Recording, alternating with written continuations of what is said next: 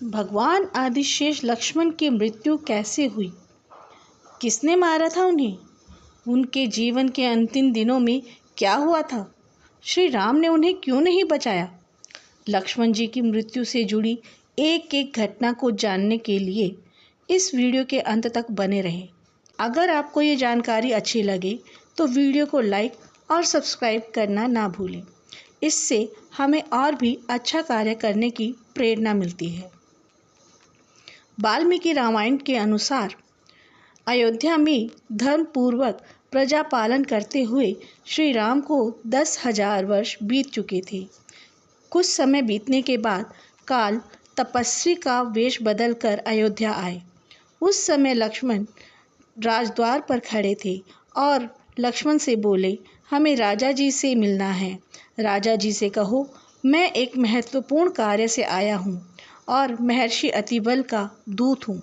लक्ष्मण तुरंत श्री राम जी के पास गए और उस तपस्वी के बारे में बताया कि वे आपसे मिलना चाहते हैं। श्री राम जी ने कहा, तुम उन्हें आदरपूर्वक ले आओ। तपस्वी बोले, श्री राम जी की जय हो। श्री रामचंद्र जी ने उस तपस्वी को आसन पर बिठाया और उससे कुशल पूछने हुए बोले, अब उनका संदेशा बोले जिन्होंने आपको दूत बनाकर भेजा है। तब उस मुनि ने उत्तर दिया और बोले, हे राजन, मैं अपना संदेशा आपके साथ एकांत में बैठकर देना चाहता हूँ। हम दोनों की बातचीत करते समय कोई तीसरा यह सुने तो वह आपके हाथों से मारा जाए। श्री राम ने उनकी बात स्वीकार की और लक्ष्मण से बोले, प्रिय लक्ष्मण, तुम स्वयं जाकर द्वार पर खड़े हो जाओ और द्वारपाल को भी हटा दो।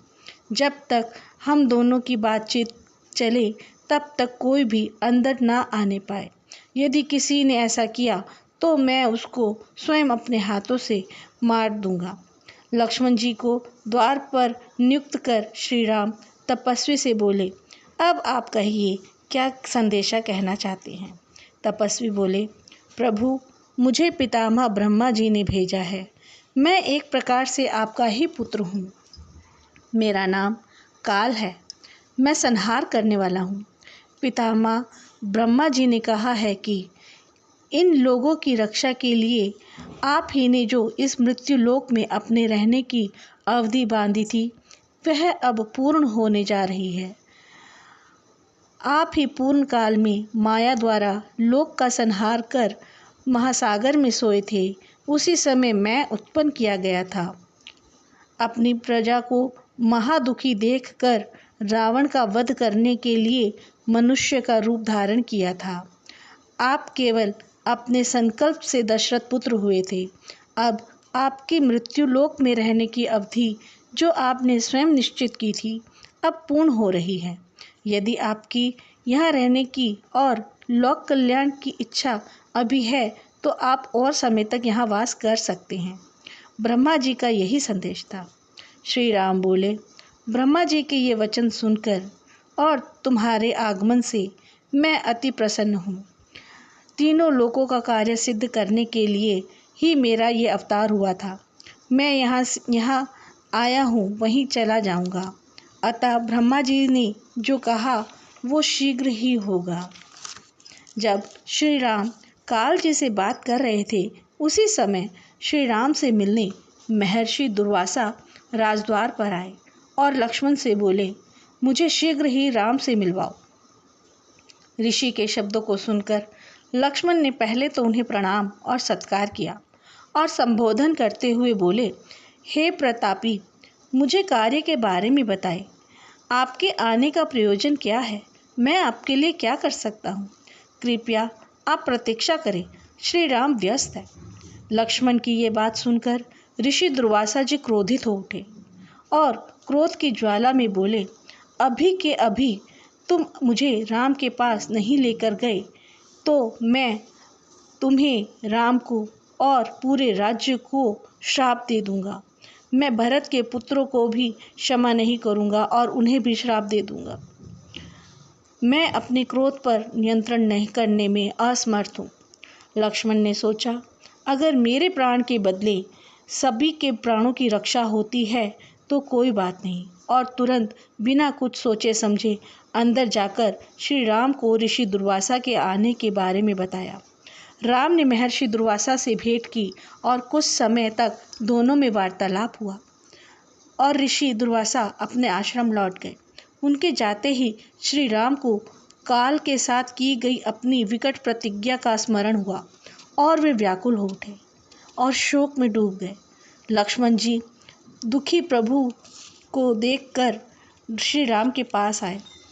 उन्होंने देखा कि राघव का मुख नीचे की ओर झुका हुआ है। लक्ष्मण बोले, आप मेरे लिए दुखी ना होइए, विधि के विधान को कोई नहीं बदल सकता। आप बिना किसी हिचकिचाहट के मुझे मार डालो, क्योंकि जो पुरुष अपना वचन नहीं निभाता वह नरक का भागीदार होता है। श्री राम ने अपना समस्त मंत्रियों विद्वानों को बुलाकर सब कुछ कह दिया और उनसे सलाह मांगी। ऋषि वशिष्ठ जी बोले, मैंने पहले ही सब देख लिया था। लक्ष्मण जी से अलग होना निश्चय है। आप अपनी प्रतिज्ञा झूठी ना पड़ने दें, इससे धर्म का भी विनाश होता है। तीनों लोकों की रक्षा के लिए आप लक्ष्मण जी को त्याग दें। तब श्री राम ने लक्ष्मण जी से कहा, धर्म में बाधा ना पड़े इसलिए तुम ये राज्य छोड़कर चले जाओ। मैं तुम्हारा त्याग करता हूँ, क्योंकि साधुजन के मतानुसार त्याग और वध एक समान है। ये सुनकर लक्ष्मण जी विकल हुए और आंखों में अश्रु लिए सभा से निकल गए। वे अपने राजमहल में ना जाकर सीधे सरयू नदी के तट पर पहुँचे।